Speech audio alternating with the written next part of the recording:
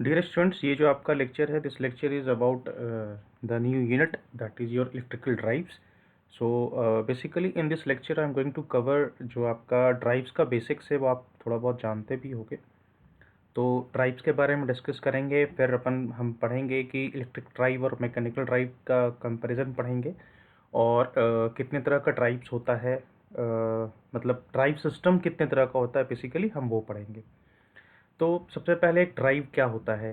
जैसे देखिए, ड्राइव जो है बेसिकली हम यूज़ करते हैं to control the speed, torque and direction of the motor in any particular operation. किसी भी ऑपरेशन में जैसे स्पीड आपको घटाना है, बढ़ाना है मोटर का, टॉर्क के अकॉर्डिंग आपको ऑपरेट करना है, फिर मोटर की स्पीड को घटाना है, डायरेक्शन ऑफ रोटेशन को रिवर्स करना है. ये सारी चीज़ें जो हैं हम ड्राइव्स के हेल्प से हम करते हैं. ठीक है. उसके बाद ड्राइव भी हमारे पास दो तरह का होता है, एक इलेक्ट्रिक ड्राइव होता है, एक मैकेनिकल ड्राइव होता है. तो इलेक्ट्रिक ड्राइव को हम जो है यूज़ करते हैं with the help of electricity, जैसा नाम से इंडिकेट है. और मैकेनिकल ड्राइव जो हम यूज़ है हमारा, वो मैकेनिकल उसमें पार्ट्स इन्वॉल्व होते हैं. एग्जांपल के लिए आपको मैं बता रहा हूँ, जैसे कि आप बाइक चलाते हो. ठीक है, बाइक चलाते हो आप, या फिर आप कोई भी गाड़ी ले लीजिए, फोर व्हीलर ले लीजिए. उनमें क्या लगा होता है बेसिकली, उनमें आपका मैकेनिकल ड्राइव सिस्टम अगर आप सोच करके देखिए, आप एक्सीलेटर पे पैर लगाते हो, या फिर बाइक में आप जितना एक्सीलेटर लेते हो उतना ज़्यादा फ्यूल अंदर जाता है, उतना ज़्यादा फ्यूल का कंबशन होता है. उसके अकॉर्डिंग आपका स्पीड घटता है और बढ़ता है. ठीक है, तो वहाँ भी ड्राइव सिस्टम के हेल्प से ही आप जो है स्पीड को घटा रहे हो, बढ़ा रहे हो. तो वहाँ पे ड्राइव क्या है, एक्सीलेटर आपने लिया, एक्सीलेटर जब आपने बाइक एक्सीलेटर लिया है ना, तो स्पीड कैसे बढ़ गई, स्पीड कैसे बढ़ गई वहाँ पे. तो आपके एक्सीलेटर लेने से जो मैकेनिकल ड्राइव सिस्टम है उसने फ्यूल का इनपुट का बल बढ़ा दिया, फ्यूल का इनपुट बढ़ा दिया. अब ज़्यादा फ्यूल अंदर जाने लग गया तो ज़्यादा कंबशन हो गया, तो वहाँ पे वो मैकेनिकल ड्राइव हो गया. समझ गए एग्जाम्पल क्या है. और इलेक्ट्रिकल ड्राइव तो जैसे आपको पता ही है, जैसे पंखा है, आप इलेक्ट्रॉनिक चोक लगा दो, उसका मोटर का स्पीड घटा घटा रहे हो, बढ़ा रहे हो, वो सब ड्राइव सिस्टम है आपका. अब इलेक्ट्रिक ड्राइव में भी बहुत तरह का हो जाता है जिसमें आपका स्पीड कंट्रोल करना होता है. मैं बस एग्जांपल दे रहा हूँ कि आज के लाइफ में हमारी जो लाइफ है वो ड्राइव सिस्टम से अलग नहीं है. आप अगर बैठे हो तो ड्राइव सिस्टम के आसपास ही बैठे हो बेसिकली. ठीक है, तो ये इलेक्ट्रिक ड्राइव और मैकेनिकल ड्राइव फर्क समझ में आ गया. विजुअली कैसे हम इसको विजुअलाइज करें. तो टॉपिक पढ़ने के पहले एक मेंटल विजुअलाइजेशन ज़रूरी है कि हम किस चीज़ के बारे में पढ़ने जा रहे हैं. तो अब डिफरेंस जानना है. तो जैसा कि मैंने आपको बताया कि इलेक्ट्रिक ड्राइव जो है आपका, इलेक्ट्रिक ड्राइव जो है वो आपका इलेक्ट्रिसिटी के ऊपर डिपेंड करता है, और ये उसी रूट के लिए आपका सूटेबल है जहाँ जो रूट जो है आपका इलेक्ट्रीफाइड है. और मैकेनिकल ड्राइव जो है वो यूनिवर्सल है, उसको इलेक्ट्रिसिटी से मतलब नहीं, वो कहीं भी अप्लाई कर सकते हैं. पहला पॉइंट जो है आपका, इसका यही मतलब है. आप बोलोगे सर ये क्या है इसका मतलब. अब जैसे इसका मैं एक एग्जांपल देता हूँ. अभी आप लोग ट्रैक्शन पढ़े हुए हो, है ना, ट्रैक्शन पढ़े हो आपने, उसमें लोकोमोटिव्स के बारे में पढ़ा है, इलेक्ट्रिसिटी के बारे में, इलेक्ट्रिकल लोकोमोटिव्स के बारे में पढ़ा है. ज़रा सोच करके देखिए, वैसे ट्रैक पर, रेलवे ट्रैक पर जहाँ पे इलेक्ट्रिसिटी नहीं प्रेजेंट है, वहाँ भी तो ट्रेनें दौड़ती हैं. वहाँ कैसे दौड़ती हैं, वहाँ पे आप डीजल इंजन से चलाते हो अपना लोकोमोटिव, चलाते हो ना. तो वहाँ पे क्या हो रहा है एक्चुअली में, वहाँ पे वो मैकेनिकल ड्राइव सिस्टम से काम कर रहा है, और जहाँ इलेक्ट्रिसिटी है वहाँ पे इलेक्ट्रिक ड्राइव सिस्टम से काम कर रहा है. ठीक है, तो इलेक्ट्रिसिटी के थ्रू जो इलेक्ट्रिक ड्राइव चलता है उसका एक कांस्टेंट है कि आपको इलेक्ट्रिकल सप्लाई चाहिए तो चाहिए.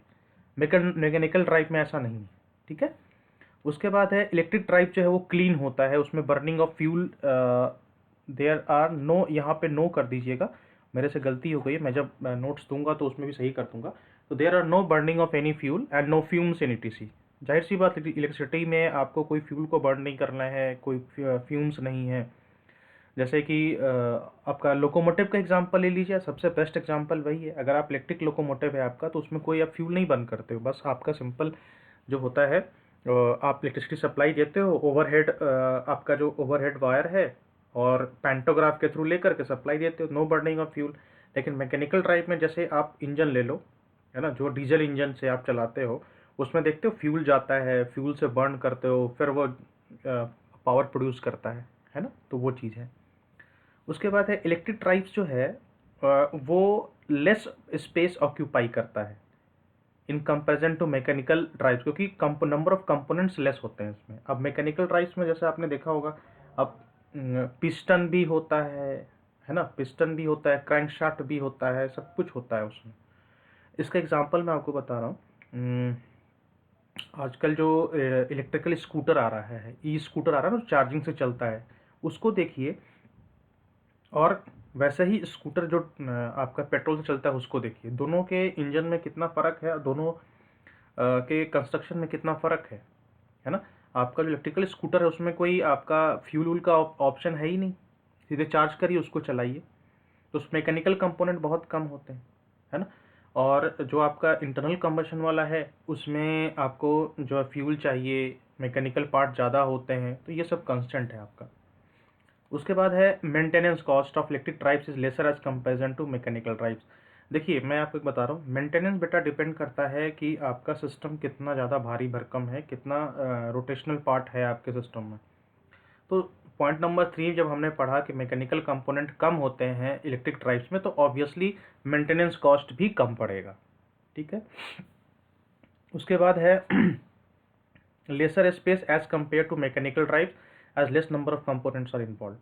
अभी फिर मैं एग्जांपल देता हूँ। वो इस इलेक्ट्रिकल स्कूटर जो आजकल आ रहा है, ई स्कूटर जिसको बोल रहे हैं, जरा उसको देखिएगा ध्यान से, कितना स्लिम होता है वो, कितना छोटा पतला सा होता है ना, तो स्पेस कितना कम लेता है। और आजकल ई रिक्शा चल रहा है, उसको भी देखिए कितना मतलब कम्पैक्ट साइज होता है उसका, क्योंकि मैकेनिकल पार्ट उसमें मूवेबल पार्ट्स कम होते हैं, तो इसलिए ऑटोमेटिकली साइज जो है घट जाता है। And the control of electric drives is more flexible than, यहाँ पे होगा आपका मैकेनिकल होगा। यहाँ पर ये थोड़ा सा दो चीज़ें गलती हुई हैं, इसको आप करेक्ट कर लीजिएगा। ये मैं नोट्स में सही कर दूंगा। The control of electric drives is more flexible than the mechanical drive. Electric drives में कंट्रोल करना ज़्यादा आसान है, ज़्यादा फ्लेक्सिबल है in comparison to mechanical drive. अब आप बोलो कैसे? क्योंकि आपका जो रेंज ऑफ स्पीड जो आपको मिलेगा ना इलेक्ट्रिक ड्राइव से, वो ज़्यादा मिलेगा in comparison to mechanical drive. ये ध्यान रखिएगा, रेंज ऑफ स्पीड, है ना। क्योंकि आप फ्लो ऑफ करंट को बहुत स्मूथली कंट्रोल कर सकते हो in comparison to flow of the fuel. सोच करके देखिए, है ना। फ्लो ऑफ फ्यूल जो है गाड़ी के अंदर, उसको उतना smoothly you can not control, but you can control the flow of electricity very smoothly. This is the reason कि जो आपका इलेक्ट्रिक ड्राइव का कंट्रोल है वो फ्लेक्सिबल है in comparison to the electric drive. After that उसके बाद है एडवांटेजेस एंड डिसएडवांटेजेस। तो एडवांटेजेस में क्या है, जैसा कि हम लोगों ने जैसा मैंने आपको बताया भी था कि आपको इसमें large range of torque, speed and power possible है आपका जो इलेक्ट्रिक ड्राइव है। मैकेनिकल में ऐसा पॉसिबल नहीं है। फिर इनका वर्किंग जो है independent of the environment condition है। आप किसी भी इन्वायरमेंट कंडीशन में आप इससे जो है वो काम ले सकते हैं। ये पोल्यूशन फ्री है क्योंकि इसमें कोई बर्निंग नहीं है, कोई फ्यूम्स नहीं है। The electric drives operate at all quadrants, ये हम पढ़ेंगे अभी। ऑल क्वाड्रेंट्स क्या होता है मैं बेसिकली बता देता हूँ। क्वाड्रेंट ऑफ ऑपरेशन शायद आपको भी पता होगा, ये स्पीड और टॉर्क का एक्चुअली होता है ना। Speed positive, torque positive, speed positive, torque negative, ऐसे करके होता है ना। स्पीड टॉर्क का कैरेक्टरिस्टिक है ना, उसी को चारों क्वाड्रेंट में समझ लीजिए, है ना। जैसे मान लीजिए ये स्पीड है, ये टॉर्क है, इसमें दोनों पॉजिटिव होंगे, इसमें ये पॉजिटिव होगा, टॉर्क नेगेटिव होगा। इस वाले केस में स्पीड भी नेगेटिव, टॉर्क भी नेगेटिव। इस वाले में जो होगा आपका स्पीड नेगेटिव लेकिन टॉर्क पॉजिटिव। तो ये है 4 क्वाड्रेंट ऑफ ऑपरेशन है आपका, ठीक है। ऐसे इस हिसाब से है आपका। उसके बाद है इसको हम इजीली स्टार्ट कर सकते हैं और इसको कोई रिफ्यूलिंग की ज़रूरत नहीं है। बिल्कुल कॉमन सेंस की बात है इसमें, क्योंकि अब जैसे अगर आप देखेंगे ई स्कूटर है, वो तुरंत स्टार्ट हो जाता है ना। बस आपको उसमें बटन प्रेस करना, स्टार्ट हो गया। लेकिन जो आपका कंबशन वाला जो इंजन है उसको स्टार्ट करने में थोड़ा टाइम लगता है। The efficiency of the drives is high because fewer losses occurrent. अब जाहिर सी बात है, क्योंकि उसमें कोई मूवेबल पार्ट ज़्यादा होते नहीं है तो लॉसेस कम होते हैं, तो ये इसका फ़ायदा है। उसके बाद क्या है कि द एप्लीकेशन ऑफ ड्राइव, इसका डिसएडवांटेज भी है, क्योंकि इसको हम वहाँ पे यूज़ नहीं कर सकते जहाँ पर आपका जो है पावर सप्लाई नहीं है। Initial cost of the system is high. यही वजह है कि आजकल जो ई स्कूटर आ रहा है वो महंगा आ रहा है in comparison to normal scooter, मतलब नॉर्मल बाइक है। है ना। जैसे अगर आप देखेंगे ई बाइक के बारे में बात करें तो ई बाइक थोड़ा कॉस्टली है आपका in comparison to normal bike, इसको इस चीज़ से समझ सकते हैं, ठीक है। तो इनिशियल कॉस्ट ज़्यादा होता है। उसके बाद पुअर डायनेमिक रिस्पॉन्स, ये इसका मतलब ये होता है कि जैसे अगर लोड चेंज करता है तो इसमें थोड़ा सा ना स्ट्रेस पड़ता है इसके ऊपर, क्योंकि जैसे जो भी इलेक्ट्रिकल मोटर है ये सब इनका स्पीड लिमिटेड है, इनका स्पीड लिमिटेड है। अगर आप लिमिटेड स्पीड के से ज़्यादा अगर आप करोगे या फिर बहुत ज़्यादा लोड वेरी करोगे तो इनका जो मोटर गर्म होने लग जाता है, यही डायनेमिक रिस्पॉन्स है आपका। उसके बाद है the output power obtain from the drive is low. जैसा कि अभी जस्ट मैंने आपको बताया कि जो आरपीएम है, the RPM of electrical drive जो है मोटर का, वो कम होता है in comparison to your mechanical drive. तभी आप देखिए जितने भी अभी इलेक्ट्रिकल व्हीकल आ रहे हैं, अब मैं क्यों बार बार एग्जांपल ले रहा हूँ, क्योंकि ये बहुत ही कॉमन नॉर्मल एग्जांपल है, इसलिए मैं बार बार लेके समझा रहा हूँ। ड्राइव वहाँ भी यूज़ होता है। तो जो भी ई स्कूटर आ रहा है आपका, अगर आप गौर करेंगे तो उस इन दैट केस जो आपका स्पीड है, आरपीएम है, वो कम है उसमें, और पिकअप भी उतना उतना तेज पिकअप भी नहीं है ना। तो इसलिए कि हम आउटपुट पावर जो है वो कम, उसका स्पीड लिमिट भी कम है। आप ई स्कूटर जो आपका है नॉर्मल ई बाइक ले लीजिए, उसका स्पीड उतना ज़्यादा नहीं आप ले जा सकते जितना आप एक नॉर्मल बाइक का ले जा सकते हैं। और रही बात उसका पिकअप का, तो कितना जल्दी स्पीड पिकअप करता है, तो आज के डेट में मैकेनिकल ड्राइव वाले मतलब जो बाइक है आज भी डेट में एक अपर एज पर है in comparison to electrical drive, but इस पे काम चल रहा है अभी। उसके बाद है during the break down of conductor of short circuit the system may get damage due to several problems occur. ये तो जाहिर सी बात है, अगर कहीं तार वार टूट गया, कुछ हो गया, तो सिस्टम जो है आपका वो काम नहीं करेगा फिर। उसके बाद है factors governing selection of Motors. पहला है nature of electricity, AC supply हो सकता है, एसी मोटर हो सकता है या डीसी मोटर हो सकता है। एसी में भी दो है, सिंगल फेज या फिर थ्री फेज। डीसी में भी आपका दो तरह का डीसी होता है, एक प्योर डीसी, एक रेक्टिफाइड डीसी। अब आप बोलोगे सर प्योर डीसी और रेक्टिफाइड डीसी में क्या फ़र्क है। रेक्टिफाइड डीसी, रेक्टिफाइड एसी से जो डीसी आपको मिलता है उसको हम रेक्टिफाइड डीसी बोलते हैं। तो उसमें क्या होता है कि उसमें रिपल्स होता है। जैसे अगर आपने रेक्टिफायर का पढ़ा होगा तो उसमें जो आपका आउटपुट वेवफॉर्म है वो कुछ ऐसा यूं करके मिलता है। तो ये जो आपका है ना, ये रिपल्स है। ये जो देख रहे हैं ये जो अप एंड डाउन, इसको हम रिपल्स बोलते हैं। तो क्या है कि अब ये कांस्टेंट डीसी जो है हम इसको एज्यूम करते हैं, but it is not a constant DC, ये रिपल्स हैं आपके।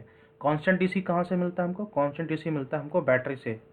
ये है आपका कांस्टेंट डीसी, इसमें वैल्यू जो है कांस्टेंट रहती है। तो अगर आप रिपल्स की बात करेंगे तो अगर ऐसा मोटर अगर आपको है आपके पास जो रिपल्स को बियर कर सकता है, उसका वाइंडिंग जो है, क्योंकि देखिए ना बार बार अगर जैसे अगर मोटर का अगर डीसी वाइंडिंग के लिए बना हुआ, अगर डीसी के लिए बना हुआ है, उसमें अगर डीसी बार बार वेरी करेगा तो मोटर का वाइंडिंग गर्म हो सकता है ना। तो उस केस में क्या करते हैं कि हम इसको ऐसा मोटर हम चूज़ करते हैं जो इसको बियर कर सके। तो नेचर ऑफ इलेक्ट्रिक सप्लाई पे भी डिपेंड करेगा कि आपका मोटर कैसा है। उसके बाद नेचर ऑफ ड्राइव, वो इंडिविजुअल ड्राइव होगा, ग्रुप ड्राइव होगा, अभी हम आगे पढ़ेंगे। उसका nature of the load, load का है कि इट रिक्वायर्स लाइट और हैवी स्टार्टिंग टॉर्क, लाइट और हैवी स्टार्टिंग टॉर्क, ठीक है। उसके बाद the load torque increases with speed और द स्पीड रिमेन्स कांस्टेंट। देखिए लोड भी दो तीन तरह का होता है। एक है आपका कि लोड रिक्वायर्स लाइट और हेवी स्टार्टिंग टॉर्क, ठीक है। उसके बाद एक है कि लोड टॉर्क बढ़ रहा है स्पीड के साथ या कांस्टेंट रह रहा है। तीसरा है कि लोड हैज़ हेवी इनर्शिया विच में रिक्वायर्ड लॉन्ग स्टार्टिंग टाइम।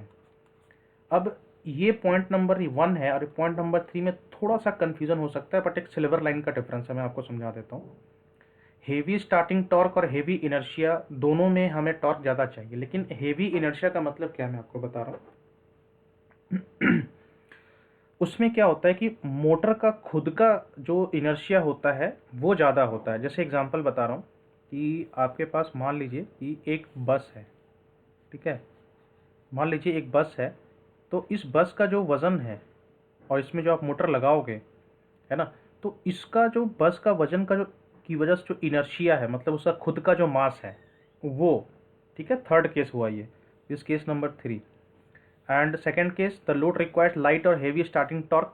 इस केस में ये हो गया आपका, मान लीजिए कि आपके पास एक छोटा व्हीकल है, if you have a small vehicle, ठीक है, और एंड और इससे आप नंबर ऑफ लोड्स जो है यहाँ पे पुल कर रहे हो, ये ऐसे करके। तो इट विल डिपेंड अपॉन कि नंबर ऑफ लोड्स कितने कनेक्टेड हैं। तो इस केस में अगर लोड ज़्यादा होंगे it will require high heavy starting torque, and if number of load is less it requires a light starting torque. ठीक है, अब समझ में है कि दोनों में जो है वो आपका डिफरेंस क्या है एक्चुअली में। ठीक है,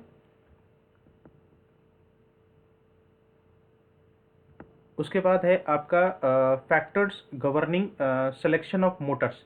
कौन कौन से फैक्टर हैं जो गवर्न करते हैं, उसमें एक आता है आपका स्टार्टिंग कैरेक्टरिस्टिक क्या है, रनिंग कैरेक्टरिस्टिक क्या है, स्पीड कंट्रोल क्या है, ब्रेकिंग कैरेक्टरिस्टिक क्या है। ठीक है, तो स्टार्टिंग कैरेक्टरिस्टिक मतलब मोटर को, जैसे मान लीजिए कि कन्वेयर बेल्ट पे अगर हमको लगाना है तो उस टाइम पे स्टार्टिंग कैरेक्टरिस्टिक उसमें जो मोटर चाहिए अलग तरह का चाहिए। अगर हमें क्रेन के लिए यूज़ करना है तो उस टाइम पे हमें जो है अलग तरह का मोटर चाहिए। ठीक है, स्पीड कंट्रोल मतलब जब आपको स्पीड बार बार वेरी करना है। तो ये सब इलेक्ट्रिकल कैरेक्टरिस्टिक ऑफ मोटर है जो डिसाइड करते हैं कि मोटर का सिलेक्शन कैसा होगा। वो basically depends upon your application. फिर है size and rating of the motor. Motor को कंटिन्यूस रन करना है या इंटरमिटेंट रन करना है या ऑन लोड साइकिल। इंटरमिटेंट मतलब होता है कि अगर ज़रूरत हो तभी यूज़ करना है। जैसे एग्जांपल बताता हूँ, मान लीजिए कि आपका एक मोटर M1 है और आपका यहाँ पे लोड लगा हुआ है, आप इस लोड को रन कर रहे हो और ये लोड जो है अचानक से बढ़ गया। तो अब आप क्या करोगे, एक मोटर जो इसके साथ कपल करके रखोगे वो इसके साथ कपल रहेगा, उसको भी लगा दोगे। अब क्या है, ये दोनों मिलकर इसको घुमाएंगे। तो मोटर M2 जो है वो आपका इंटरमिटेंट हो गया, वो आप तभी यूज़ कर रहे हो जब इस लोड बढ़ा है। ठीक है, और ऑन लोड साइकिल मतलब हो गया कि एक complete duration of the load के लिए आप यूज़ करोगे, तो वो चीज़ है आपका। उसके बाद है वेदर ओवरलोड कैपेसिटी और पुल टॉर्क आर सफिशिएंट। अब कभी कभी ऐसा होता है कि मोटर को ओवरलोड पे भी काम करना पड़ता है, तो उस केस में भी हमें देखना पड़ता है कि उसका ओवरलोड कैपेसिटी है या नहीं है, या पुल टॉर्क उसका सफिशिएंट है या नहीं है, ये चीज़ है। देन है हमारे पास मैकेनिकल कंसिडरेशन में टाइप ऑफ इनक्लोजर, बियरिंग कैसा है, ट्रांसमिशन ड्राइव कैसा है, and the noise level, what is the noise level of your motor. ये भी डिपेंड करता है। अगर ऐसे जगह पे अगर आपको मोटर यूज़ करना है जहाँ पे आपको नॉइज़ बिल्कुल मिनिमम चाहिए तो वो मोटर हमें वैसा चूज़ करना पड़ेगा, है ना। उसके बाद है capital cost and running cost. ये दोनों चीज़ मतलब अगर अगर आपके पास ऐसी जगह है जहाँ पे आप बड़े मोटर को इंस्टॉल कर सकते हो तो वहाँ पे आपको कैपिटल कॉस्ट उतना मैटर नहीं करता। लेकिन अगर आपके पास रनिंग कॉस्ट अगर आपका लिमिटेड है तो वहाँ पे आप ऐसा मोटर यूज़ करोगे जो रोबस्ट हो। ठीक है, तो ये है आपका फैक्टर्स जो है वो गवर्न जो है सिलेक्शन ऑफ मोटर जो गवर्न करता है। उसके बाद type of the drive system है आपका group drive, individual drive and multi motor drive. तो ये वाला आपके सिलेबस में नहीं है, ये मैंने इसलिए दिया है क्योंकि एक्चुअल में ड्राइव 3 तरह का होता है जिसमें से ये दोनों आपका सिलेबस में है। ठीक है, ये दोनों जो है आपका ये सिलेबस में है, तो इसलिए मैंने ये वाला जो है आपका रखा है ताकि आपको नॉलेज हो जाए कि होता 3 तरह का है, पढ़ना हमें 2 तरह का है। ठीक है, अब ग्रुप ड्राइव में क्या होता है, ये फिगर अगर आपका नहीं बन रहा है तो ये मेरे ख्याल से ये तो बन जाएगा, ये बना लीजिएगा, इसको मत बनाइएगा। अगर नहीं बनेगा तो यहाँ पे बस आप ये लिख दीजिएगा, यहाँ पे ना इसके जगह पे लिख दीजिएगा लोड 1, लोड 2, लोड 3, ऐसे लिख दीजिएगा। ठीक है, काम चल जाएगा। ये लिख करके और बॉक्स बना दीजिएगा ऐसे करके, बस ये कर दीजिएगा। ठीक है, अब बन जाएगा डायग्राम। तो ये क्या, ये पुली हैं आपके, ये जो है ये पुली हैं और ये जो है आपका शाफ्ट है। एक पुली है और 3 पुलिस हैं, एक शाफ्ट है। तो इसमें देखो एक ही, आप देखो एक ही शाफ्ट पे 3 पुलिस हैं, इसीलिए हम क्या इसको बोलते हैं, लाइन शाफ्ट ड्राइव बोलते हैं। एक ही लाइन में सारा जुड़ा हुआ होता है। इसमें मोटर का साइज बड़ा लगता है और इसमें एक कॉमन शाफ्ट होता है जो हर एक मशीन को ड्राइव करता है। The small machines are connected the common shaft by means of multi step pulley. यही है मल्टी स्टेप पुली, 1 2 हर एक डिफरेंट डिफरेंट स्टेप में हम लगा के रखते हैं। तो जैसे ये हो गया आपका, ये हम जो है इस केस में आपको मोटर का साइज जो होता है बड़ा चाहिए होता है, क्योंकि इसमें एक ही मोटर से आप 3 या 4 या 5 जितना लोड लगा सकते हैं आप, वो आप यूज़ करते हो। ठीक है, इसके एडवांटेज डिसएडवांटेज पढ़ लेते हैं। एडवांटेज ये है कि इसमें सिंगल मोटर यूज़ हम करते हैं जिसका एक बड़ा कैपेसिटी होता है। तो एक्चुअली ये जो है आपका कॉस्ट बचाता है, क्योंकि एक ही मोटर पे आपको सारा इन्वेस्टमेंट करना है। मेंटेनेंस लेस होता है, क्योंकि नंबर ऑफ मोटर्स कम है, तो ऑब्वियसली जो है इसका मोटर का मेंटेनेंस कम जाएगा। एफिशिएंसी पावर फैक्टर इसका बेटर होता है, क्योंकि हमेशा जो है आपका मोटर जो है रेटेड कैपेसिटी पे ही काम करता है मैक्सिमम टाइम। और मशीन अगर ओवरलोड हुआ तो द ग्रुप ड्राइव का एडवांटेज है कि मेन मोटर जो है मेन मोटर पे लोड नहीं पड़ेगा। अब इसमें सबको कन्फ्यूज़न हो सकता है कि मशीन ओवरलोड हो रहा है और मोटर ओवरलोड नहीं हो रहा है। अब मैं बताता हूँ आपको इसी को थोड़ा सा। एक बार हम इसको बैक करके हम समझते हैं। अब आप एक एग्जांपल लीजिए कि आपके पास 3 एलिवेटर लगे हुए हैं। फॉर एग्जांपल आपके पास ये लोड हटा करके मैं यहाँ पे एलिवेटर लगा देता हूँ। लोड है कोई भी हम लगा सकते हैं, है ना। मान लीजिए ये है आपका एलिवेटर 3, ये है आपका एलिवेटर 2 और ये है आपका एलिवेटर 1। 3 एलिवेटर हैं। अब हर एक एलिवेटर की कैपेसिटी है 14 पीपल को ले जाने की, 14 लोगों को ले जाने की है, ठीक है। अब इस एलिवेटर में 14 लोग चढ़ चुके हैं, इसमें 4 लोग चढ़े हैं, इसमें 5 लोग चढ़े हैं। तो ये है आपका मशीन 1, ये है आपका मशीन 2 और ये है आपका मशीन 3। अब इन तीनों मशीन में मशीन 1 जो है ओवरलोड हो चुका है, लेकिन मोटर पे कोई लोड नहीं पड़ा। क्यों? क्योंकि मोटर जो है वो 14 तिया 42, टोटल 42% के लिए आपका मोटर जो है वो डिज़ाइंड है या फिर आपने इंस्टॉल किया है। तो यहाँ देखिए इंडिविजुअल मशीन तो ओवरलोड हो गया, 14 लोग हो गए, लेकिन इन टोटल कितना आ रहा है? 14 4 18 5 23, ओनली 23। तो मोटर ओवरलोड नहीं हुआ, लेकिन मशीन ओवरलोड हो गया आपका। समझ गए? तो ये फंडा है इसका। डिसएडवांटेज क्या है कि अगर मेन मोटर में फॉल्ट आ गया तो सारा सिस्टम आपका रुक जाएगा। इसमें machine has to be installed at places which convenient for shafting. अब चूंकि शाफ्ट इसका काफ़ी लंबा होता है, तो आपको इसको वहाँ पे इंस्टॉल करना है जहाँ पे शाफ्टिंग का पोजीशन आपको कन्वीनियंट हो। इसमें कोई फ्लेक्सिबिलिटी नहीं होती इसके लेआउट में, क्योंकि आपका शाफ्ट लंबा होता है और आपको नंबर ऑफ स्टेप्स में ही पुली लगाने होते हैं। तो अगर एक बार अगर आपने इंस्टॉल कर दिया तो आप इसको बार बार हटा करके री इंस्टॉल नहीं कर सकते अलग जगह पर, क्योंकि सिस्टम बड़ा हो जाता है, ठीक है। उसके बाद है if only new number of machines are needed to be operated, ठीक है, few number of machines are to be operated. तो उसमें क्या है कि जो मोटर है आपका वो लेस कैपेसिटी पर रन करता है और पावर फैक्टर जो उसका पुअर होता है, ठीक है। अब जैसे मान लीजिए कि आपका 4 एलिवेटर लगा है, 3 एलिवेटर लगा, लेकिन आप मान लो 2 ही ऑपरेट कर रहे हो, 1 नहीं कर रहे हो, तो उस केस में आपका मोटर जो है वो लेस कैपेसिटी पे चलेगा, तो एफिशिएंसी कम हो जाएगी, पावर फैक्टर जो है उसका ख़राब हो जाएगा। उसके बाद है speed control of individual small machine is difficult and complex. अब स्पीड कंट्रोल जो है वो हर एक इंडिविजुअल का आप नहीं कर सकते। अब 3 एलिवेटर लगा के रखा है आपने एक मोटर पे, तो ऐसा आप नहीं कर सकते कि एक एलिवेटर का स्पीड अलग है, दूसरे का जो है उसको अलग तरीके से आप कंट्रोल कर रहे हो। हाँ, गियर सिस्टम लगा के कर सकते हो, लेकिन इंडिविजुअली कंट्रोल करना जो है वो आप नहीं कर सकते। फिर इसमें जो है पावर ट्रांसमिशन में जो है वो पावर लॉस हो जाता है। उसके बाद है नॉइज़ लेवल इज़ हाई और future expansion is hardly possible, ठीक है। तो ये इसके हैं डिसएडवांटेजेस जो आपके ग्रुप ड्राइव के हैं। फिर आपका इंडिविजुअल ड्राइव क्या होता है? इंडिविजुअल ड्राइव जो है इसमें machine is fitted with its own motor such है ड्रिलिंग मशीन, लेथ मशीन, मतलब इसका इंडिविजुअल होता है अपना, मतलब एक सिस्टम हो गया, उसका इंडिविजुअल हो गया, एक सिस्टम हो गया, हर एक का अपना अपना इंडिविजुअल हो जाता है। उसके बाद है एडवांटेजेस। अब एडवांटेजेस जो इसका है उसको आप एडवांटेज जो कर आप समझना चाहते हैं उसको कंपेयर करिए ग्रुप ड्राइव से, तभी आपको एडवांटेज समझ में आएगा क्या है। पहला है फ्लेक्सिबिलिटी इन लेआउट। जाहिर सी बात है, आपका एक मोटर है और एक लोड सिस्टम है, उसको आप कैसे भी करके अरेंज करके आप अपना इंस्टॉल कर सकते हैं। ये चीज़ ग्रुप ड्राइव में पॉसिबल नहीं था। ग्रुप ड्राइव में आप एक ने एक बार लगा दिया तो आप नहीं हटा सकते हो कि उस अकेले शाफ्ट के साथ 3-4 लोड लगा हुआ है। यहाँ पर एक शाफ्ट है, एक ही लोड है, तो फ्लेक्सिबिलिटी है आपके पास, ठीक है। इसके एडवांटेज समझने के लिए ग्रुप ड्राइव से कंपेयर करके समझिए तो ज़्यादा समझ में आएगा। Each machine operates near to the rated capacity, so efficiency and the power factor is better।